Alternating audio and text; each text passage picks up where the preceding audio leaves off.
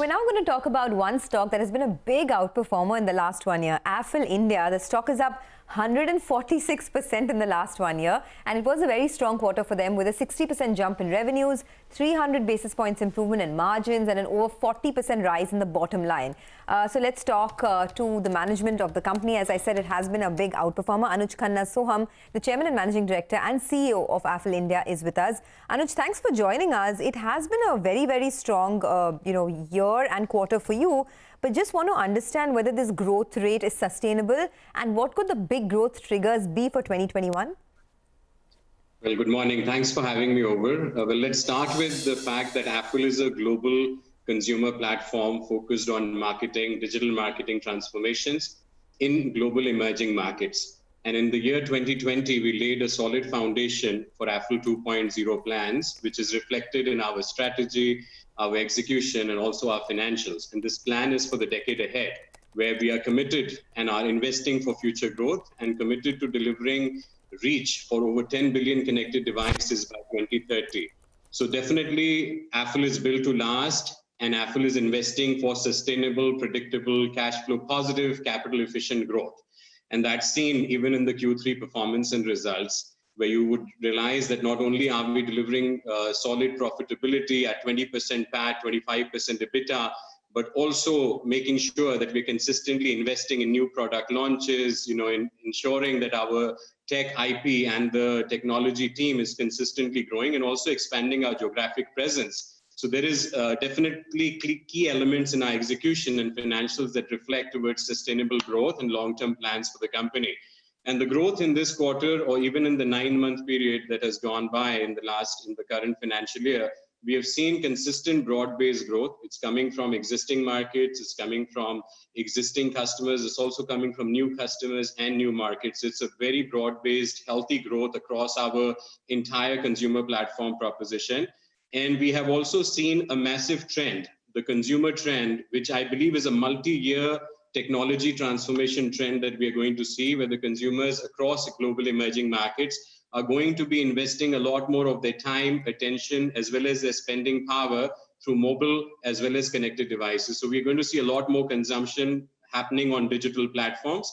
And that is giving massive tailwinds, not only for what we saw in Q3 and the 9 months, but also for the future ahead. We just want to interrupt you because the markets have opened and it looks like a fairly decent opening, emphatically above the 15,000 mark, and the banks are still leading with SBI and IndusInd putting in a very good start, but we will have to wait and see whether they'll be able to maintain this kind. HDFC Bank also among the gainers today. So it looks like the Bank Nifty is going to continue with its charge, but yes, these are very, very early moments. Just bids coming in. I wanted to see if you have anything on Britannia. Britannia, some people can crib about the numbers, but it's been a solid performer. It's still starting. Okay, 33,600 on that stock. Okay, Mr. Sohum, if you can give us some guidance, therefore, as you said, it's a strong performance, but what are you likely to do in Q4? Is there any guidance for FY22?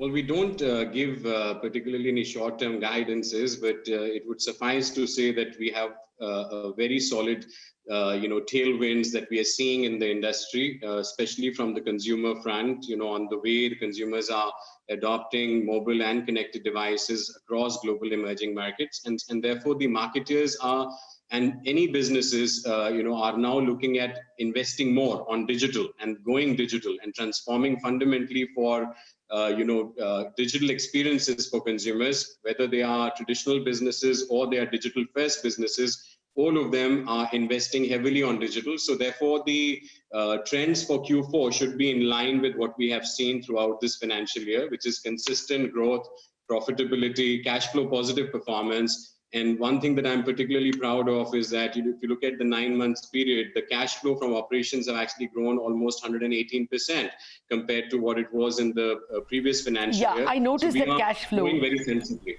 Yeah, I noticed that cash flow. I just wanted to ask you if you will use it for acquisitions. Should we hear of something soon? Well, we have already done one acquisition in the month of January. We acquired the business assets of a company called Discover Tech in Israel, which is launching, and it's concurrent with our launch on what we call UBI, which is on-device onboarding discovery, in partnerships with OEMs and telecom operators around the world. And we are seeing this as a very strong competitive position for our company. So this acquisition has already been just done. And as we go ahead, we will continue to be wisely deploying and investing for our future growth. Okay, in fact, I was going to ask you about that. There's also this proprietary audience targeting and household sync technology on connected TV, right?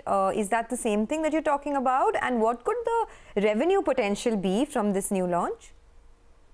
Well, there were three significant technology advancements that have happened in the recent period. The first one is the connected TV platform that we have launched for India and Southeast Asia. And this is expanding on our Media Smart platform and acquisition and a strategy to bring connected TV as an extension to just mobile marketing, but giving an integrated experience to our advertisers on connected devices beyond mobile. So that is definitely a very significant launch for us. The second one being on our omni-channel platform, which is Vizuri Engage 360. We have recently launched what we define as on-store experiences, in-store experiences, where retail customers or advertisers could give digital experiences to their consumers to drive in-store experiences, or also digital experiences from the traditional businesses which are focused on retail. And the third one is what I defined earlier with the Discover Tech acquisition. We have launched AppNext UBI platform globally. UBI is OOBE, and that is a very strategic touch point where we partner with OEMs globally, with the mobile network operators globally, to give a unique experience and touch point on the devices and connect the consumer's journey across the device, right from somebody buying a new phone all the way till they change the phone. We are giving a very, very strong connected experience to advertisers. Oh, yes. Revenue potential wise, I think we maintain our long-term plans of delivering consistent growth. And we are a growth-oriented company. So if any investors are looking at emerging markets or digital, transformation focus, then Affle is a very, very strong contender for that. All right. Thank you very much, Mr.